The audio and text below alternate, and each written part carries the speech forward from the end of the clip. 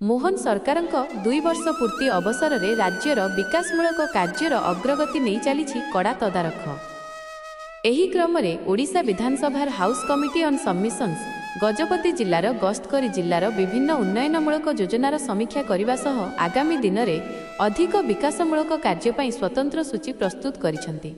गजपति जिले में पहुंची उच्चस्तरीय प्रतिनिधि दल में कंटाबांजी विधायक लक्ष्मण बाग, रघुनाथपाली विधायक दुर्गाचरण तंती एवं मोहना विधायक दाशरथी गमांग प्रमुख सामिल थिले। कमिटी गस्त समय माणिकपुर हनुमान मंदिर निकटरे गजपति जिला बीजेपी कर्मी और स्थानीय नेतृवृंदों तरफरू उच्छ्वसित संबर्धना दिया जायथिला। एही साक्षात्कार समय जिलार विभिन्न अधूरा और चालू रहिथिबा प्रकल्प संपर्क में कमिटीर सदस्य माने स्थानीय लोक और कर्मी सह आलोचना करथिले। सरकारी योजनागुड़िक जेपरी सठिक भावे लोकों पाखरे पहुंची पारिबो सेथिपई कार्यर गुणवत्ता जांच कराजिबा सह एक सुचिंतित मास्टर प्लान प्रस्तुत करा जायछि। हाउस कमिटी गस्तर मुख्य उद्देश्य सरकारी कार्यर जांच। मोहन सरकारक 2 वर्षर शासनकाल मध्य अंचल में होइथिबा विकासमूलक कार्यर अग्रगति समीक्षा, नूतन सूची प्रस्तुति, गजपति जिलार आवश्यकता को दृष्टि रखी आगामी दिन में अधिक भित्तिभूमि और जनकल्याणकारी प्रकल्प हाथ को नेबापई तालिका प्रस्तुत। हाउस कमिटीर एही समीक्षा गस्त पर गजपति जिले में विकास कार्य आहुरी द्रुतगामी हेबो बोली आशा करा जाउछि।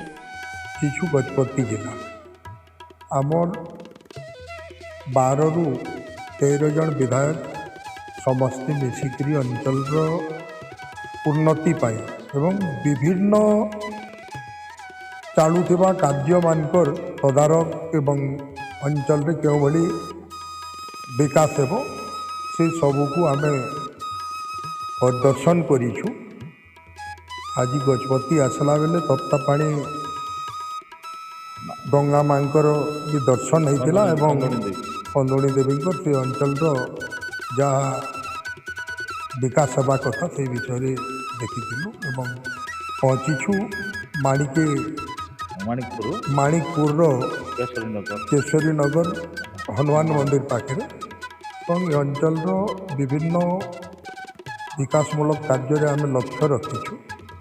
परिदर्शन है एवं आज गजपति जिलार अनेक उन्नतिमूलक कार्य जगह को आम परिदर्शन करूँ। यहाँ जे आम परिदर्शन करिवार माने 2 वर्ष रे को भली विकास होइछि, डबल इंजिन सरकार के भली विकास करुछि।